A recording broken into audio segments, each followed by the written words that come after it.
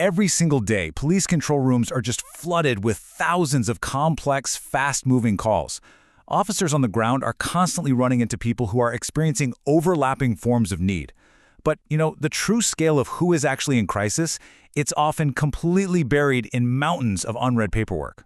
So what is the real story hidden inside those unstructured police logs? Well, that is a massive challenge facing law enforcement right now. The official checkboxes and administrative flags that police use, they often completely miss the messy reality of what actually happens on the front line. I mean, these structured systems simply weren't designed to be some perfect epidemiological assessment of vulnerability. Instead, the real details, the actual context, live in the free text incident logs. We're talking shorthand notes and narratives typed up fast under intense operational pressure. For years, forces have been absolutely desperate for a way to read this unreadable data at scale, mostly because manually reading thousands of narratives is just incredibly expensive and time-consuming. To tackle this, a team of researchers did something really clever. They essentially hired a new rookie detective, a locally hosted AI large language model. They assigned this AI to hunt through nearly 3,000 anonymized UK police incident narratives, specifically looking for 4 clear targets: mental ill health, substance misuse, alcohol dependence, and homelessness. And a quick aside here, because of strict data security, they couldn't just beam this sensitive information out to some massive cloud server. They had to run a smaller, fine-tuned AI model entirely locally. Let's look at the rookie's simple 1-2 punch for tackling these case files. First, the AI reads the unstructured narrative and tries to extract up to 2 quotes that might indicate a vulnerability. If it finds absolutely nothing, it just stops right there. But if it does spot something, it moves to step 2, scrutinizing that evidence to classify it on a 4-point scale, going all the way from strong down to none. It's a really smart way to break down a massive wall of text into a highly structured, repeatable investigation. Now, these are the exact instructions given to our digital rookie. Picture this like a top-secret dossier sitting under a desk lamp. The AI is specifically ordered to find quotes indicating mental health issues and, this is crucial, if there are no indicators, to just respond with evidence none. And it turns out this AI is a wildly effective negative filter. It proved highly accurate at quickly clearing innocent files that genuinely contained 0 evidence, saving literally thousands of hours of human reading time.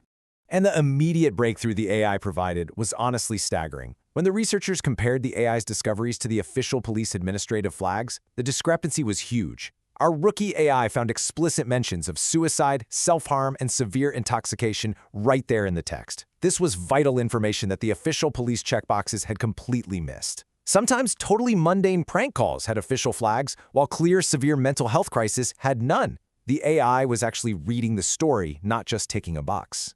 But here is where we hit a massive caveat. The rookie detective is incredibly fast, yes, for sure, but it's also overly suspicious, a bit unstable, and highly prone to wildly jumping to conclusions.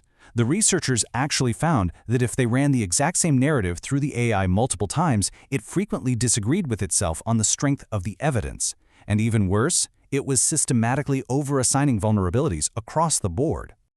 Just think about some of the exact leaps in logic this algorithm made.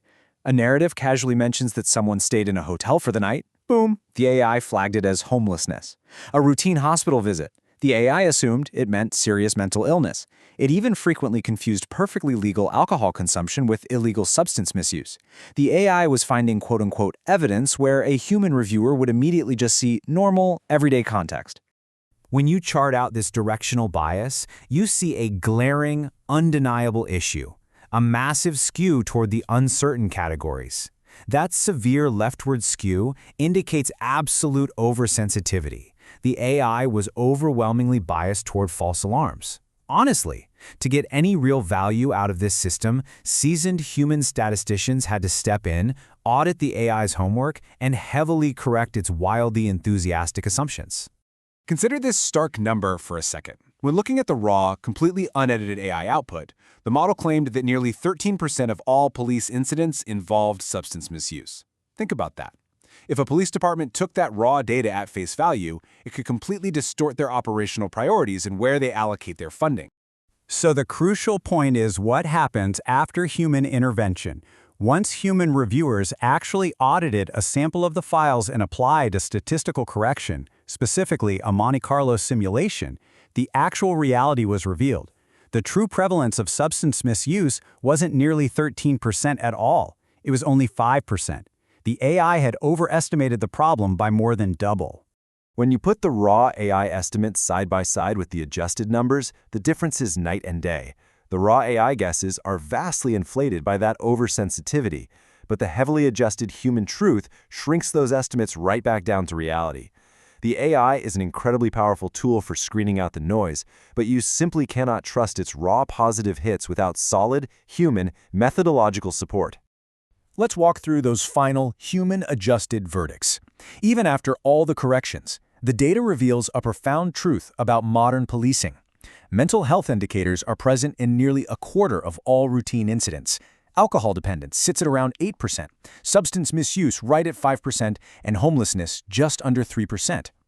These are absolutely vital statistics that police forces need. But as we've learned, you absolutely have to do the rigorous mathematical work to find the truth hidden inside the AI's guesses. Which leads us to a final, pretty critical question. The AI can process text at a speed humans just can't match, acting as this incredible filter for what isn't there. But when it comes to understanding the messy nuances of human vulnerability, the AI is still just a flawed rookie. If we deploy these systems into sensitive government operations, who is actually solving the case? Because without a human veteran to supervise the rookie, the data isn't just wrong, it's dangerously misleading.